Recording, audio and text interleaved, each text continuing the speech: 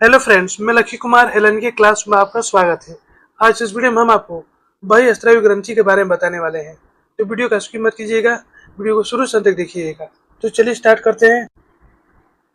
Gland यानी ग्रंथि। ग्रंथि किसे कहते हैं? शरीर में एक छोटा सा थैला होता है जिसे हम ग्रंथि कहते हैं। उसमें क्या होता है? उसमें एंजाइम या हार्मोन्स रहते हैं। ठीक है। अब देखिए, ग्लैंड तीन प्रकार के होते हैं। पहला होता है बहिःस्रावी ग्रंथि, दूसरा होता है अंतःस्रावी ग्रंथि, तीसरा होता है मिश्रित ग्रंथि। ये तीनों ग्रंथि जो है शरीर के अंदर पाए जाते हैं। कहाँ पाए जाते हैं? तो ये शरीर के अंदर ही पाए जाते हैं। अब देखिए, ये जो बहिःस्रावी ग्रंथि है, इससे क्या निकलता है? तो एंजाइम निकलता है। ठीक है। ये जो एंजाइम है, एंजाइम को रक्त के संपर्क में नहीं आना चाहिए। उसके लिए क्या होता है? एक नली हुई निकली होती है, इसी से सारा जो है एंजाइम बाहर आता है। ठीक है। आंसू का आना। आंसू आने से क्या होता है? उसमें रक्त नहीं होता है, केवल आंसू आता है। तो क्या हो गया? बहिःस्रावी ग्रंथि हो गया है। ठीक है। उसी प्रकार पसीना का आना। पसीना जब निकलता है उससे क्या होता है? उसमें भी खून नहीं आता है, सिर्फ पसीना आता है। वो भी क्या हो गया? बहिःस्रावी ग्रंथि हो गया। ठीक है। अब देखिए अंतःस्रावी ग्रंथि। इससे क्या निकलता है? हार्मोन निकलता है। ठीक है। इसके लिए कोई नली की जरूरत नहीं पड़ती है। ये किसके संपर्क में आता है? तो रक्त के संपर्क में आता है। जो रक्त के संपर्क में आता है वो क्या होता है? अंतःस्रावी ग्रंथि होता है। जो रक्त के संपर्क में नहीं रहता है वो बहिःस्रावी ग्रंथि होता है। ठीक है। यानी कि पसीना में खून नहीं पाया जाता है, आंसू में खून नहीं पाया जाता है। ठीक है। अब तीसरा जगह मिश्रित ग्रंथि यानी कि मिक्स ग्लैंड। इसमें एंजाइम हार्मोन दोनों निकलते हैं। एक किसमें होता है? तो इंसुलिन में होता है। ठीक है। इंसुलिन दोनों हार्मोन पाए जाते हैं, एंजाइम और हार्मोन। ठीक है।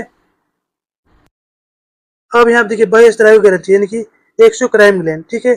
पहला देखिए सोनमेन ग्लैंड। ये क्या करता है? तो कान में मोम का निर्माण करता है। ये कहाँ पाया जाता है? कान में पाया जाता है। कान में मोम का निर्माण करता है। जब हम कान जब साफ करते हैं तो क्या होता है? कान में मोम जैसा पदार्थ पाया जाता है, यानी कि कान में मोम का निर्माण करता है। जब हम ज्यादा मात्रा में कान को जब साफ करते हैं तो क्या होता है? उसकी ज्यादा निर्माण होता है। और नहीं साफ करेंगे तो क्या होगा? इसका निर्माण कम होगा। ठीक है। अब तीसरा देखिए लेक्राइम ग्रंथि। ये कहाँ होता है? तो आंख में होता है। ठीक है। अब यहाँ देखिए आंख का चित्र बना रहे हैं। ये आंख हो गया। किनार पे यहाँ कैसे रहता है? मांस जैसा यहाँ पर रहता है, मांस जैसा। ठीक है। यहाँ पर नाक हो गया। अब देखिए ये क्राइम ग्रंथि कहाँ होता है? तो आंख में होता है। ठीक है। ये क्या करता है? तो आंसू का निर्माण करता है। ये क्राइम ग्रंथि कहाँ होता है? तो आंख के ऊपरी सतह पर होता है, यानी कि यहाँ पर आता है। ये आंसू का निर्माण करता है। पंक्टम। पंक्टम कौन है? इस ये जो किनारे वाला जो मांस जो है इसे हम क्या कहते हैं? इसे हम पंक्टम कहते हैं। ये क्या करता है? आंसू का इकट्ठा करता है। क्या करता है? ये आंसू को इकट्ठा करता है। जब आंसू जब ज्यादा मात्रा में होने लगता है तो क्या करता है? इसको नाक में भेज देता है। जब कोई बच्चा जब रोता है तो क्या होता है? उसके नाक से पोटा बनने लगता है। पोटा के साथ साथ क्या होता है? उसमें आंसू भी रहता है। ठीक है। आंख में क्या पाया जाता है? तो लाइसोजाइम पाया जाता है। इसी भी याद रखना होगा। अब तीसरा देखिए मेबेमिन ग्लैंड। ये कहाँ पाया जाता है? आंख के निचले सतह पाया जाता है। ये नीचे सतह क्या होता है? लाल जैसा रहता है। तो क्या है? मेबेमिन ग्लैंड है। ये क्या करता है? आंख के लिए तेल का निर्माण करता है तथा कीचड़ का निर्माण करता है। दिन में क्या रहता है? आंख में तेल फैला रहता है। ये कहाँ से होता है? मेबेमिन ग्लैंड से होता है। जब सुबह में उठते हैं तो क्या होता है? आंख में कीचड़ बन जाता है। यहाँ पर कीचड़ पाया जाता है। तो ये कहाँ से होता है? तो मेबेमिन ग्लैंड से होता है। ठीक है। इसे याद रखिएगा। और चौथा देखिए स्वेट ग्लैंड यानी कि श्वेत ग्रंथि। ये क्या करता है? तो पसीने का निर्माण करता है। स्वेट ग्रंथि जो है क्या करता है? पसीने का निर्माण करता है। ठीक है। अब पांचवा देखिए सेबेशियस ग्लैंड यानी कि तैलीय ग्रंथि। ये कहाँ पाया जाता है? तो नाक के ऊपरी सतह पाया जाता है। ठीक है। ये क्या करता है? सीबम का निर्माण करता है। जब हम सुबह उठ के उठते हैं तो क्या होता है? नाक में बहुत ज्यादा चिपचिपा रहता है, यानी कि पूरा तेली हो जाता है। यानी कि सबसे ज्यादा कहाँ पाया जाता है? तो नाक के ऊपरी सतह पाया जाता है। ठीक है। इसी कारण क्या होता है कि चेहरे पर पिंपल निकलता है। जब ये ज्यादा मात्रा में निकलने लगता है तो क्या होता है? चेहरे पर पिंपल यानी कि बरे निकलने लगता है। इसे याद रखिएगा। अब छठा देखिए सेलेब्री ग्लैंड यानी कि लार ग्रंथि। ये किसमें पाया जाता है? पाचक एंजाइम पाया जाता है। जब हम भोजन करते हैं उसमें क्या आता है? उसमें लार रहता है, यानी कि उसमें पाचक एंजाइम रहता है। ठीक है। अब यहाँ पे देखिए सेरेब्रल ग्लैंड। इसमें क्या होता है? मोम का निर्माण होता है, यानी कि उसमें क्या होता है? जब हम कान खोते हैं तो उसमें मोम जैसा पदार्थ होता है, लेकिन उसमें खून नहीं होता है। ठीक है।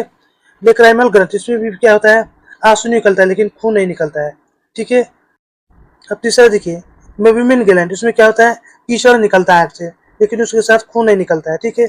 अब देखिए स्वेट ग्लैंड यानी कि पसीना निकलता है इसमें। इसमें क्या होता है? पसीने के साथ खून नहीं निकलता है। ये क्या हो गया? सेबेशियस ग्लैंड यानी कि तेलीय ग्रंथि। इसमें भी क्या होता है? तेल के साथ खून नहीं निकलता है। ये क्या हो गया? सेलिवरी ग्लैंड यानी कि लार ग्रंथि। इसमें भी क्या होता है? खून नहीं निकलता है। इसका मतलब क्या हो गया? सभी बहिःस्रावी ग्रंथि हो गए। ठीक है।